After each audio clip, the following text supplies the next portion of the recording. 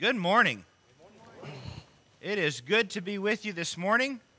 I'm glad that you're here. I did. Okay. I'm glad that you're here. If you're visiting with us, we want to just say welcome. We are glad that you are here this morning. Ask that you stick around for a while. Let us meet you and shake your hand. But we're eating lunch today, aren't we? And so if you're visiting with us, we'd like you to stay and eat lunch with us. There'll be plenty of food, and so stick around and let us get to know you over a meal. We are glad that you're here. As you've heard, we spent the week at Medina, and so I thought this morning I would share just a few pictures with you and let you know what that trip is about, because I really want you to know what happens when we go over there. Of course, we left here on Wednesday, took a group of teenagers with us, and this is the group of teenagers. We got together and left. They look all clean and bright-eyed, don't they?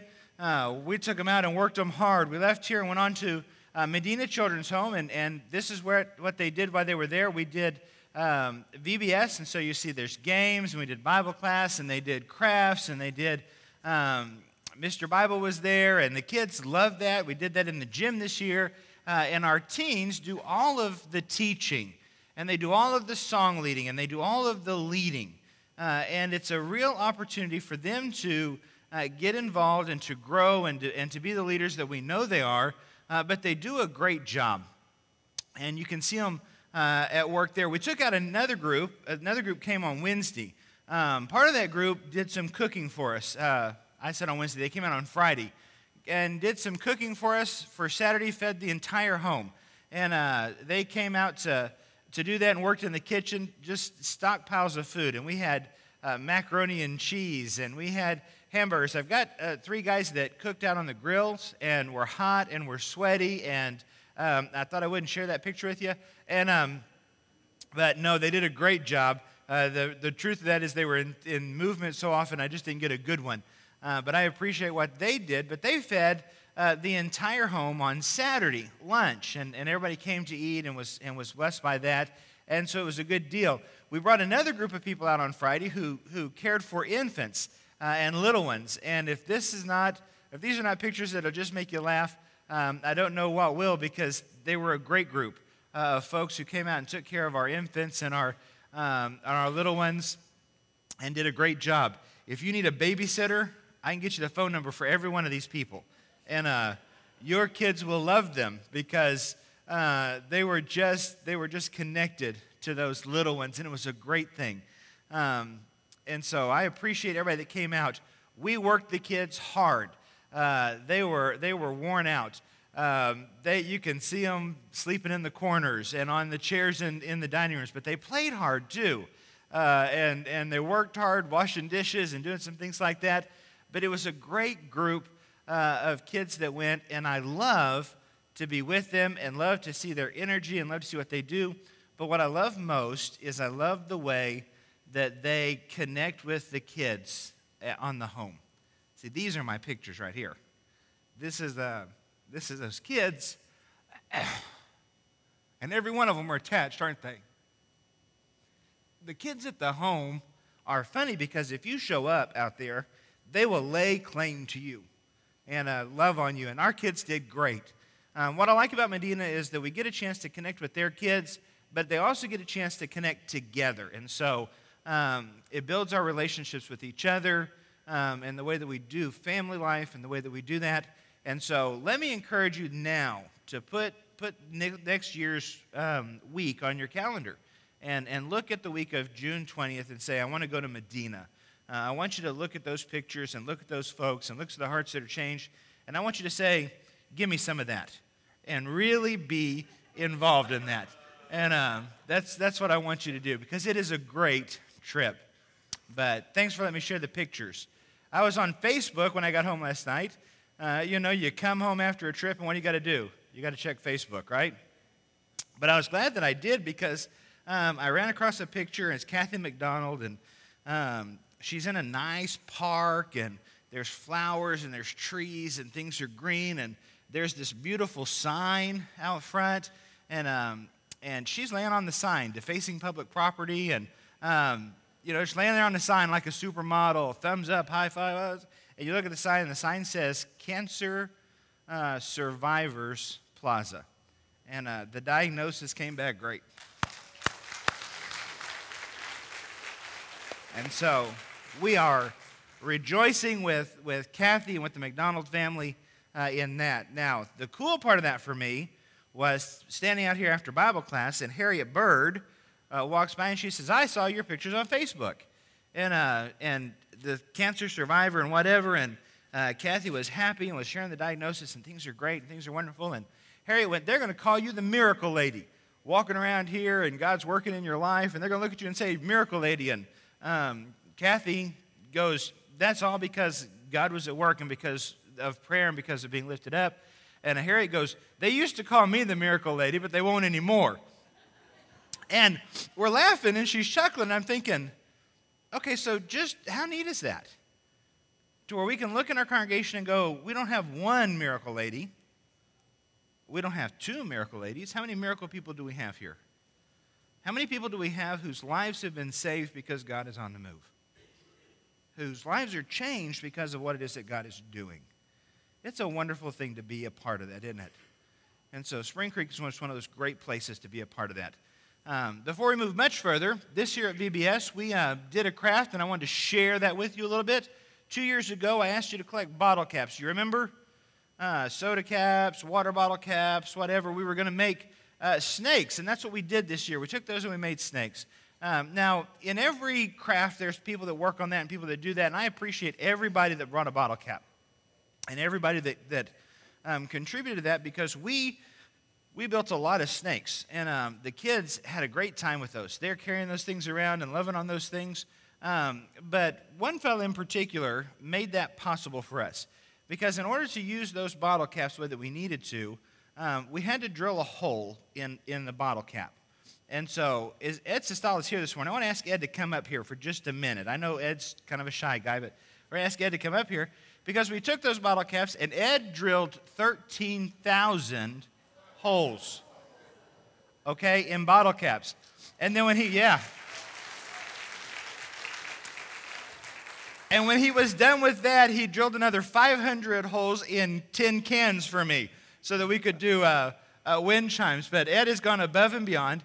And our team said, we want to thank Mr. Sestala and show them just exactly what we did and how we made it. So he got the biggest snake of all.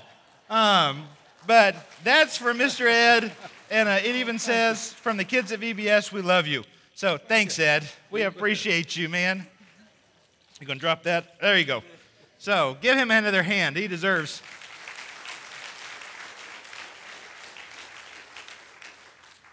The truth of that is, I asked you to start saving bottle caps 2 years in advance because I really wanted to collect 4,000 bottle caps and 4,500 bottle caps.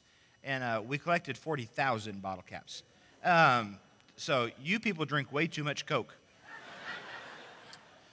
Turn over to John chapter 6. We have been talking about rooted and what it means to be rooted. And this morning we want to turn over and talk about what it means to be rooted in Jesus. In John chapter 6, verse 35, Jesus makes a statement. He says, I am the bread of life. And it's a wonderful statement. I think about bread, and I think about what it means to be the bread of life. And you begin to think about what all's involved there. And I came home from Medina last night, tired. But you walk in the door, and the first thing you do is, well, I walk in the door, but Walker has met me in the driveway. Walker and his mom waiting in the driveway for me, which is always the neatest thing. So we have talked, and we have messed around, and we've done whatever. And walk in the door, and you get hit with this whatever aroma. And I look at Walker and go, have y'all been baking? And he goes, yes. And so then it's always sort of a guessing game. Is it muffins? No. Okay, what is it? It's pigs in a blanket. And you know what a pig in a blanket is? It's a biscuit, right? And so, but the smell of baking bread is all in the air and all in the, and it's always a neat thing for me to smell baking bread. And I found it fairly universally. Now, there are some that don't like the smell, but you know, the world has some of those kinds of people in it. And but But most people like the smell of baking bread, don't they? Baking bread brings back some sort of a memory and some sort of a good time in your life. I can remember my grandmother baking bread. And now growing up, my mom baked bread, but it always came in a can. And you had to pop it on the side and we did that. We didn't do homemade bread, but my grandmother did, and it was she'd make biscuits in the morning. I can remember getting up to the smell of biscuits and in the morning, and that's always a good smell.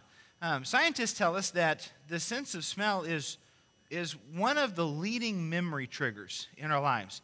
If we know it or not, that smells that we have gotten as infants even connect in our brains to specific memories or specific feelings. So that when we smell something, it can automatically trigger a memory, whether consciously or even unconsciously, where we smell something, we go, oh, I feel good when I smell that. And I always feel good if I smell cake or if I smell cookies. And I don't know what that was about early, but that's a good thing for me. Pork chops, things like that. But you smell things, and you get this sense of, oh, I like that because that's a place where something good was going on. It's generally a place where I was cared for. It's generally a place where I was nurtured. It's generally a place where I was protected. And our brains make those connections, and so a lot of times we smell something like baking bread, and we're reminded of places like Grandma's house, and we're reminded of places like Mom cooking on the stove, and it's those very clear nurture pictures. Jesus in John chapter 6 and verse 35 says this, Jesus declared, I am the bread of life. He who comes to me will never go hungry, and he who believes in me will never be thirsty. And he makes this incredible statement because he says, I am the bread of life. Now, he's answering one of these sort of memory triggers. Jesus has been preaching, and Jesus has been talking to people, and Jesus has been among the people. And if we go back to the beginning of chapter 6, it says, sometime after this, Jesus crossed to the far shore of the Sea of Galilee. A great crowd of people followed him there because they saw miraculous signs he had performed on the sick. Jesus went up on a mountainside, sat down with his disciples. The Passover feast was near, and he's teaching these people. And he begins to look around. He says, these folks are hungry. Okay? Now, there's 5,000 of them, and they're hungry. It's been that time of the day. I'll preach a little while. You'll get hungry, And that's sort of the way it works. And he's talking to them, and he says, but I'm concerned about them, and so we're going to buy bread for these people to eat. Verse 7, Philip answered, 8 months' wages would not buy enough. Verse 8, another of his disciples, Andrew, Simon Peter's brother, spoke up and said, here's a boy with 5 small barley loaves and 2 small fish, but how far will they go among so many? And you and I know the story, right? How far do they go? They go all the way. 5 loaves, 2 fish, and Jesus feeds 5,000 and collects basketfuls at the end. The people who are there look at this, and there's something in their national memory that's sort of triggered. This guy is giving us bread when we're hungry. This guy is in the wilderness with us, and he's feeding us, and it's a miracle in what he's done, in the fact that he gives us so much from so little. And this is just like the time of Moses.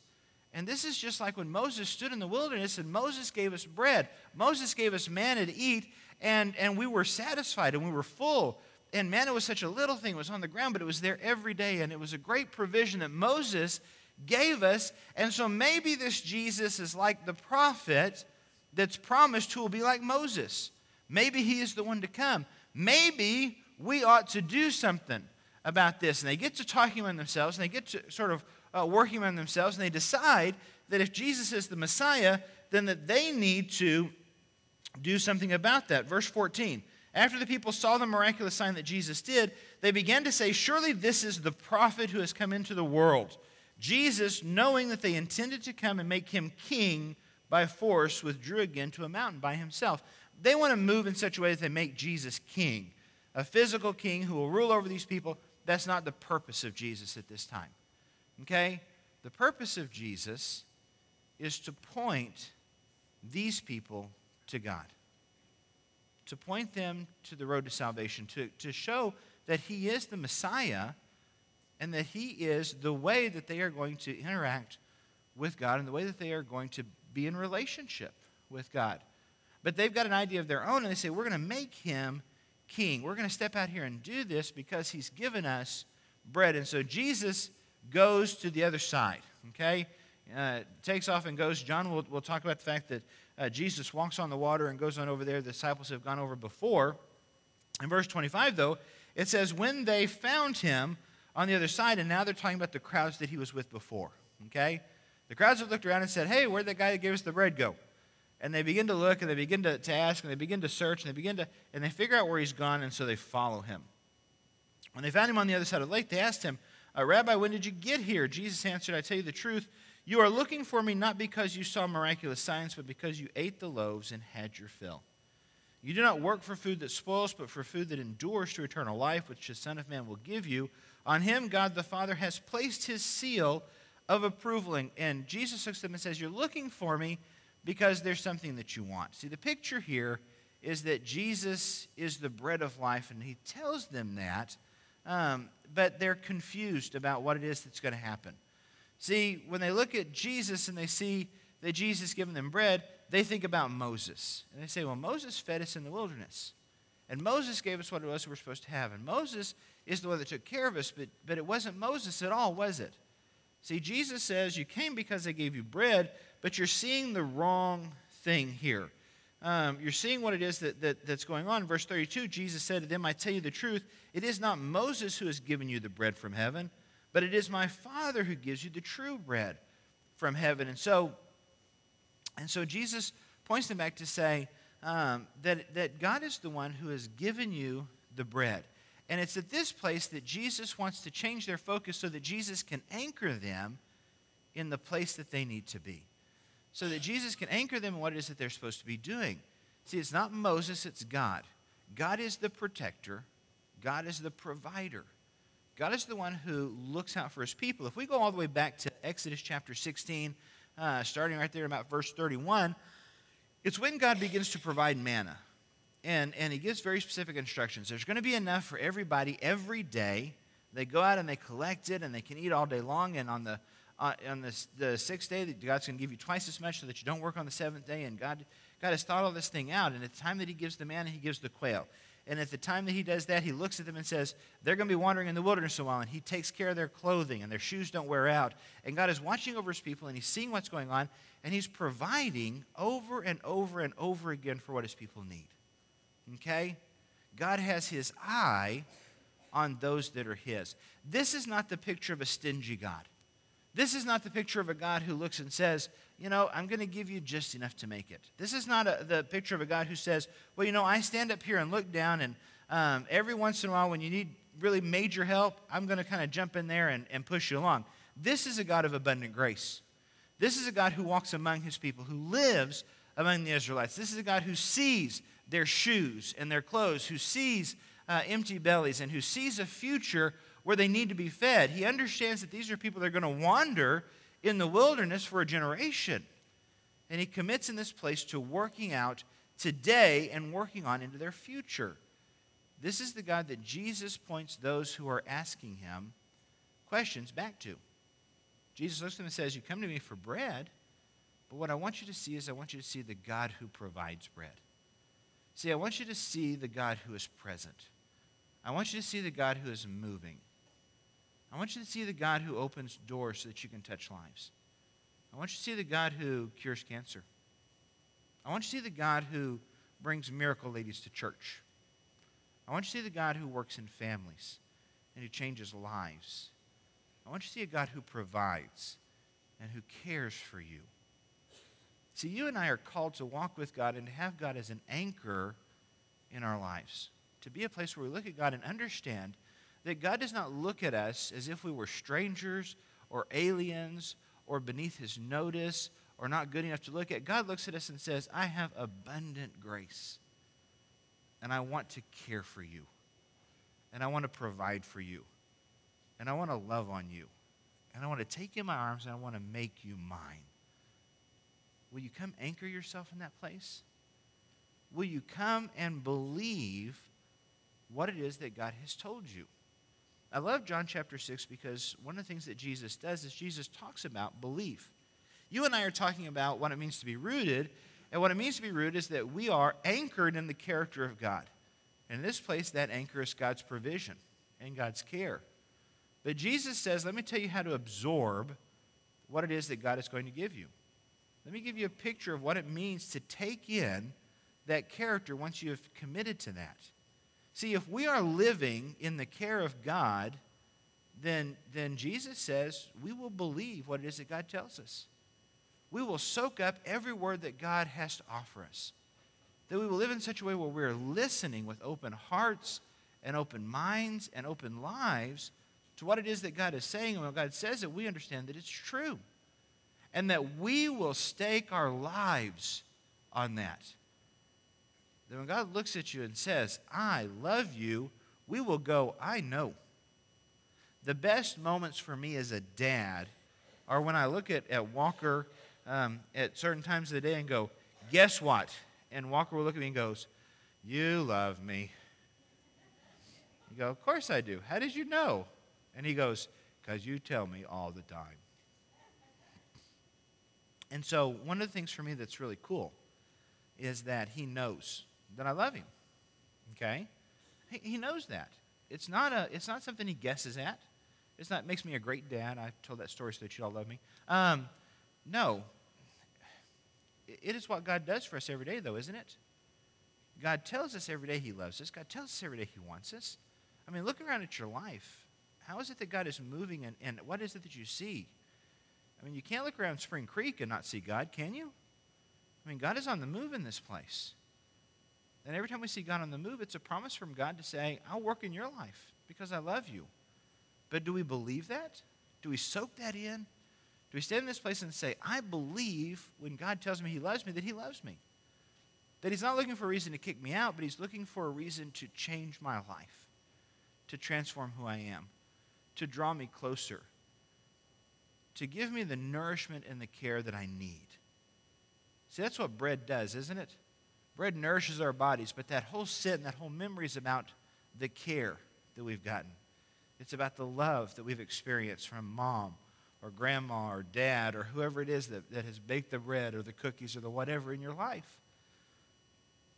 See, as God surrounds us and we anchor ourselves in his presence, we absorb his promise and we absorb what it is that he says and we absorb the care that he offers. It is an invitation to intimacy because God looks at it and says, I want you to be mine. We read this morning, starting at verse, I'm going to start in verse 43. It says, stop grumbling among yourselves, Jesus answered. No one can come to me unless the Father who sent me draws him. And I will raise him up at the last day. It is written in the prophets, they will all be taught by God. Everyone who listens to the Father and learns from him comes to me. No one who has seen the Father except the one who is from God. Only he has seen the Father. I tell you the truth. He who believes has everlasting life. I am the bread of life. And Jesus talks there about what it is that God is doing, how it is that God is teaching, and how it is that God is talking, and how it is that God is inviting people to come and be a part of who he is, to come into intimacy and to come to be a part of the life that he leads. And Jesus says, I am the bread of life. I am what God has sent. I am the one who is teaching. I am the one who is here to feed your soul. I'm the one who's here to feed your life. I'm the one that's here to nourish what it is that you're doing. Verse 49, your forefathers ate the manna in the desert, and they died. But here is the bread that comes down from heaven, which a man may eat and not die. I am the living bread that comes down from heaven. If anyone eats of this bread, he will live forever. This bread is my flesh, which I will give for the life of the world. And what Jesus does is he says, I'm giving you something different so that you can be different. See, they ate of the bread and they died because it is bread. But I'm offering you bread that is eternal. I'm offering you something that will feed you forever. I'm offering you something that will invite you to come in to live with God beyond time and beyond space. But be careful, because when you eat that bread, it changes who you are. It changes what you do. It changes what you think. See, when you and I understand that Jesus is the bread of life, then we become anchored in the truth that God will provide all that we need for growth and for health and for spiritual life. and we absorb the fact that God is on the move in our lives. We believe what it is that God has to say, and we are changed. People, we are changed in how we think. We are changed in what we say. We are changed in what we do. And I want to live a changed life, don't you? I hope you do. Do you want to live a changed life? I got to teach the high school class a little bit this morning. I got to teach with Sheldon some this morning, and it's cool because you get a chance to get in there and say, this is what we're about. And I always want to talk about the fact that God changes us, that he changes from the inside out who we are, and that it's one of those things that's amazing. But that change happens in every part of our lives. See, we come to Bible class we talked about this morning in order to look like Jesus, in order to be changed in such a way that God will change our nature and our character. Why do we come to worship this morning? Because we know that God is in this place and he's invited us to come and to share this time and to leave here changed, to leave here different than what we were when we came. I hope that you walk in the doors every Sunday morning, every Sunday night, every Wednesday night and say, I will not be different when I leave here. Because I do not believe that you can come into contact with God and be the same person you were. God will change who you are. That is a promise. God will change who you are. And so I want to be different this week. And I want to be different in everything that I do. I want to be different how I think and how I speak and how I act. And so this week, the Discipleship Challenge has to do with what we're going to do. If Jesus is the bread of life and he offers himself freely to us in order to invite us into God's family, in order to invite us into a relationship with him, then I want us to mirror that this week. Okay? This week, I want you to bake something yummy. Is that what I put up there? Good. I use yummy pretty specifically. You know why? Because I don't want you to bake something delicious and refined and something that... I want you to bake something yummy. Chocolate chip cookies that got all the gooey stuff and the pecans and the caramel that runs out of it. And those aren't just chocolate chip. I know it, but I want you to bake something yummy. Something that somebody opens the door and goes, ooh, wow, is that for me? You made that for me. That's a good deal. I got to share a peach cobbler recipe yesterday. And it's in the back here. And so as soon as we say amen, I'm going to go back there and get a piece of that, and I'll meet you out front later. No, I'm just... but I know that it's yummy, okay? I know that it's back there and it's good stuff, and so and that's what I want you to do. I want you to bake something yummy, something fun, something you enjoy making, but I want you to bake it for someone else this week, and someone outside of your house, okay? Because I want you to put a little love in that, and I want you to think about what it is that God is doing, and I want you to think about how it is that God nourishes you as you make that. And when you do that, I want you to go give it to somebody else. I want you to go knock on your neighbor's door. I want you to go across the street. I want you to take it to work with you, okay? Then I want you to find somebody who knows what that is about, and I want you to give it to them. But when you do that, I want you to invite them into the same thing that Jesus has invited you into. Jesus gives us something great in order to say, come walk closely with me. And so I want you to pass along something yummy in order to say, hey, I go to church over at Spring Creek. You want to come with me? Hey, you want to go to Bible class? We got this really great teacher. I want you to come over and I want you to take an opportunity to meet somebody who's made a real difference in my life. I want you to come meet Jesus. It's important for us to do that, isn't it? This week's challenge is very much an outreach challenge. It's very much about sharing who Jesus is with somebody else. Are you willing to do that with me? Are you willing to bake something yummy? Are you ready to answer? Here's the commitment, all right? Will you bake something yummy this week and share it with somebody else? Yes. Will you invite that person to walk with Jesus as you do that? That was not quite as outstanding there. Let's start over. Now, you know the truth is, I don't want you to answer yes if you're not going to do it.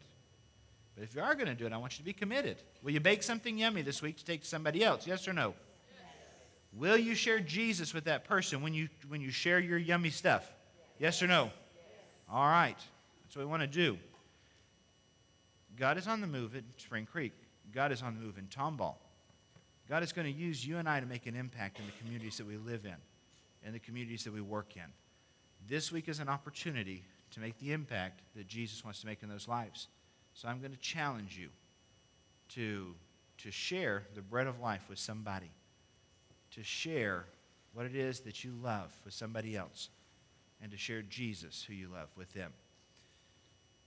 From the time of the beginning, but we see this morning at the time in Israel, God looks at his people and he says, I love you. I will move mountains for you. I'm calling you to a promised land. That has never changed. God looks at his people today and says, I love you. I will move mountains for you. I will knock down sin, and I will take away shame, and I will remove guilt. Because I love you, I'm calling you in a promised relationship to live with me, and I'm calling you home in every moment. And so we come to a time of invitation where God says, do you want to be mine? And if you do, there are some things that need to happen. If you have never been baptized, it is time to do that this morning. Because it is in baptism that God washes away the world and washes away our sin and washes away our guilt. And it's a time when God moves into our lives in the Holy Spirit and indwells us and begins to make an incredible change in our lives. And if you've not done that, you need to do that this morning. If you have done that and you have not walked where God wants you to walk, you have not been doing what it is that God wants you to do, if your thoughts are not there, if you're not in a place where you look like Jesus in some area of your life, then maybe it's time for a change of direction. And God calls us to repentance with the same promise that he will stand in our lives and he will change who we are, that he will transform us. God calls us in this place to share joy, to share our heartache, to share who we are. And so we invite you to do that. If there is some way we can help you look like Jesus this morning, then we invite you to come forward right now as we stand and as we sing.